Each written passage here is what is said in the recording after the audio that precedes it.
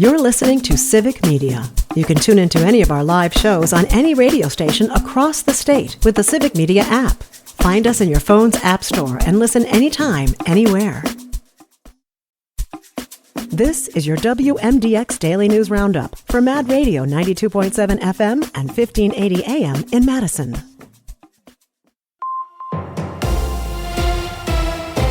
For 92.7 WMDX News, I'm Savannah Tomei Olson. Some Madison schools will have fewer teachers next year as the district cuts staff. According to the Cap Times, district administrators have told principals how many employees they'll have next school year. A district spokesperson says they're still sorting out exactly where those cuts will be. But the report says East High School will lose 7 employees and O'Keefe Middle School will lose 3. Of course, voters passed that huge referendum in November, but that doesn't change the fact that enrollment is expected to drop next school year, and district leaders say they have to plan accordingly. Administrators will talk about it with the school board at a meeting tonight.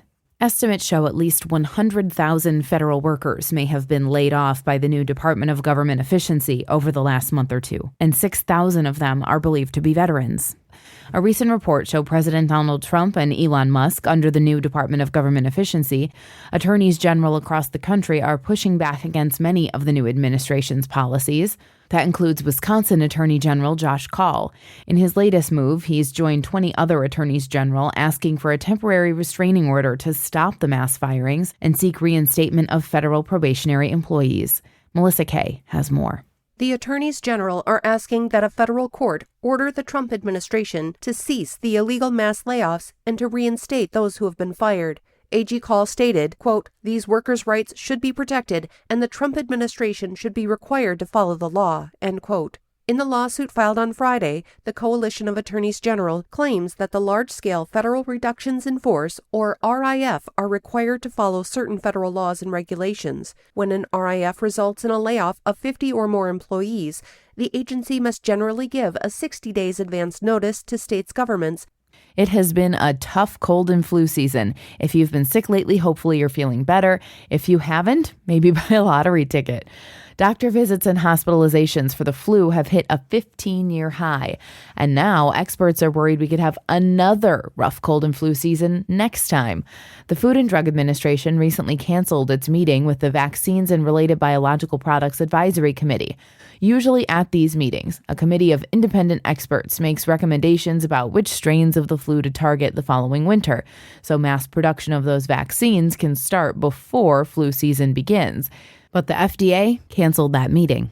According to the Department of Health Services, only about 33% of Wisconsinites have gotten their flu vaccine. That number's higher here in Dane County. 45% of people got the shot. And for the first time ever, Wisconsin has seen a dip in alcohol-related deaths. Brittany Merlot tells us more. Alcohol consumption remains a significant issue in Wisconsin, with the state health data showing that 1 in every 5 adults has engaged in binge drinking in the past month. The most recent data shows a drop in alcohol-related fatalities from 2022 to 2023, marking the first recorded decrease in years. Before this, alcohol-related deaths had increased annually since the DHS began tracking them in 2014. And since then, at least 27,000 people have died from alcohol-related causes in the state. The biggest year-over-year increase came between 2019 and 2020, when alcohol deaths rose nearly 18%. There are 2 kinds of alcohol deaths, acute and chronic. The DHS says acute alcohol deaths, meaning ones that involve drunk driving crashes or alcohol poisoning, outnumber all opioid deaths across the state of Wisconsin. I'm Savannah Tomei Olson. You're listening to 92.7 WMDX News. The Bucks lose to the Cavaliers. Hi, I'm Mike Clemens with sports. The Cavaliers beat the Bucks 112-100 at Fiserv Forum. Cleveland has now won 14 games in a row. How did Milwaukee measure up? Doc Rivers. Honestly, I look at the game, guys, and they scored a bunch down the stretch, but defensively, we were good enough to win the game. Offensively, we're not good enough to win the game. We didn't do anything else enough to win the game tonight. College basketball, the Badgers learn they'll face either Minnesota or Northwestern in the Big Ten tournament Thursday afternoon in Indianapolis. The Badgers upset by Penn State over the weekend. It's Marquette against Xavier at Madison Square Garden on Thursday in the Big East tournament. And the Badgers women's basketball team head coach Marissa Mosley has stepped down after 4 losing seasons in Madison. NFL, Davante Adams headed to the LA Rams. The 32-year-old receiver will sign a 2-year deal worth nearly $46 million. With sports, I'm Mike Clemens.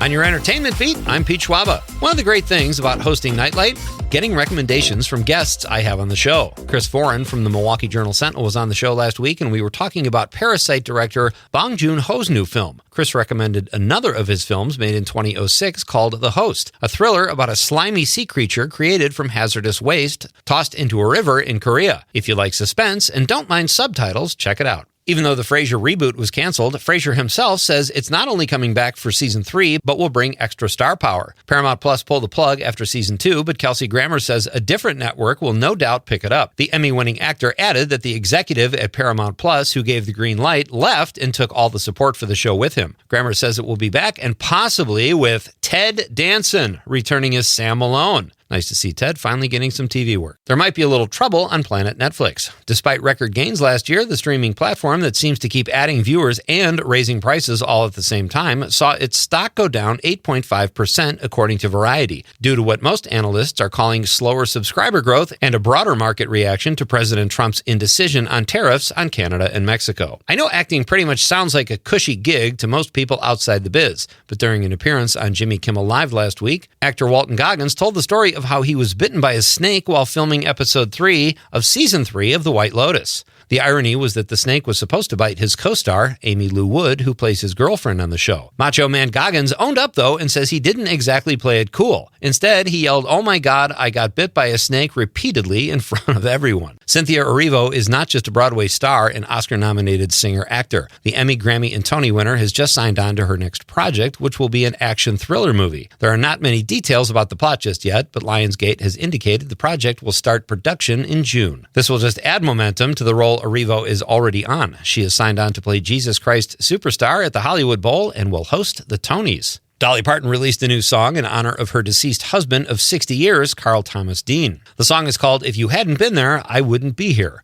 Dean passed away a few days ago at the age of 82. The two met on Parton's first day in Nashville at a laundromat. Parton says Dean called out to her to get her attention, and the two never looked back. At first, she probably thought he just needed quarters. For more showbiz fun, tune into Nightlight with me, Pete Schwaba, weeknights from 6 to 8 p.m. on the Civic Media Radio Network. Sunny, warm, and breezy today. We'll get to the upper 60s, even lower 70s. And be careful with fire. There will be elevated grassland fire danger today. Tonight, breezy into the 20s. Tomorrow, sunny, cooler, low to mid 40s. We'll be back in the 60s, even close to 70 later this week. I'm meteorologist Sean Cable. Right now, it's 36. That's your WMDX Daily News Roundup from Civic Media. Subscribe to this podcast on Spotify, Apple, or wherever you find your podcasts. Find more news at mad.radio. The national news cycle never stops, but it can be hard to find news about your local community. Civic Media is dedicated to providing quality local and state news coverage across Wisconsin. With the Civic Media app, you can get notifications about local stories that matter to you and your community. Find the free Civic Media app in your phone's app store and choose notifications from the menu to tell us what kind of news you want to hear about.